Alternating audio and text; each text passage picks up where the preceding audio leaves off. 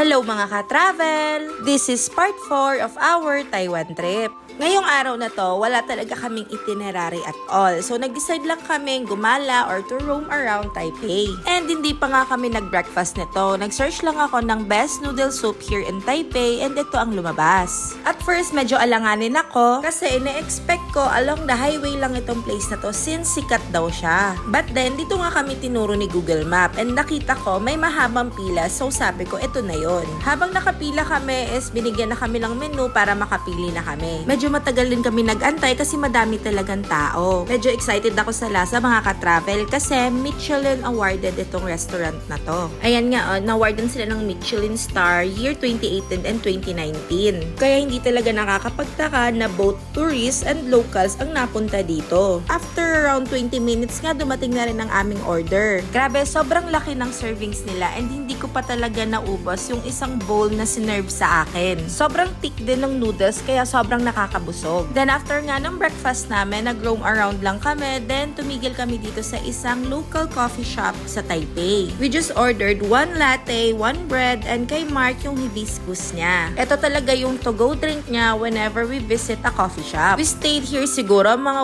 1.5 hours. Sobrang cozy lang kasi ng feeling ng coffee shop na to. Then nag-usap lang kami ni Mark about life and important things. Then after coffee shop nga, dito na rin kami dumaan sa Siminding area since dito na rin naman ang daan papuntang hotel. May nadaanan pa nga akong ganito. Akala ko sa Japan lang meron nito pero meron din pala dito sa Taiwan. Naghanap nga ako kung meron ditong mga Pokemon. Pampasalubong ko sana kay Marco since recently parang naging paborito niya si Pikachu. Pero yun nga, sayang walang Pokemon dito. Sa habang nga ng nilakad namin, we decided to try this parang bingsu. Parang na-curious din ako kaya we decided to try it kasi napakadaming mga stores na ganito around Taiwan. After ordering nga is nag-antay na lang kami sa aming table. Meron din silang big seating capacity. And look how cute this is. They even let their customer to write something sa wall. And ayan naman si Kuya making the ice. And this is our order, mango and red beans. And that ends our part 4. Stay tuned ulit for part 5.